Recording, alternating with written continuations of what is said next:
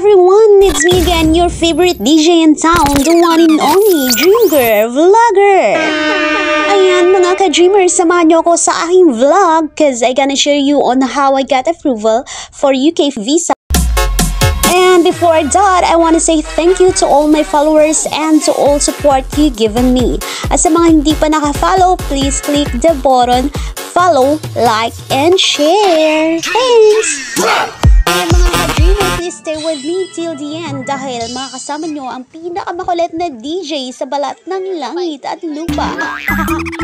At dito lang yan sa impilan kung saan number 1 ang 102.5, the number 1 radio station in town, Dream FM.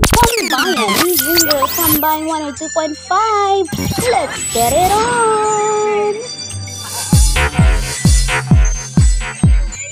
Hey, it's me again, your DJ Dream Girl, ang feelingerang DJ ng Mindoro. Gusto ko lang i-share, no, I've been here in UK last year, 2023, as a tourist. At gusto ko lang kayong bigyan ng konting idea kung paano ako nakapasa sa tourist visa. Unang-una at pinaka-importante sa lahat ay i-prove mo yung ties mo sa Philippines. Yung ties mo, ibig sabihin, yung dahilan mo para bumalik ka ng Pilipinas at para hindi ka mag-overstay dito sa UK. Yung ties mo ay pwedeng maging work, family, or business, like that. Ako kasi yung ties ko nun, yung anak ko na si Jaira Shea. So, may dahilan ako para bumalik ako sa Pilipinas. At syempre, yung financial evidence or sponsor evidence.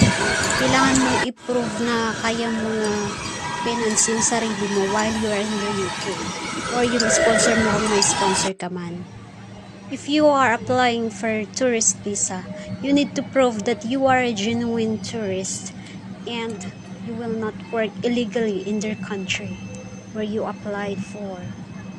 They want to make sure dahil sa panahon ngayon, maraming nag-overstay, nag-work illegally, at maraming nag-TNT.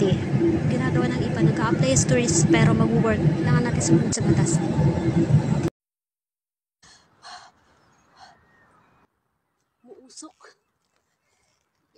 Hi, it's me again, ang feelingerang DJ ng Mindoro, the one and only DJ Dream Girl. I just want to share my experience as a tourist when I come here visit to UK last March 2023. Because I realized na hindi porke meron kang visa, makakaalis ka na ng Pilipinas. Kailangan palang kumuha ka pa ng CFO before ka mag-travel kasi hinahanap yun sa airport. And then guys, get ready for the interview questions bago kanila palagpasin sa immigration sa airport. Dapat maging honest ka sa lahat ng sagot mo dahil kapag tinanong kanila, kahit balibalik na rin nila yung tanong, yun at yun pa rin ang sagot mo.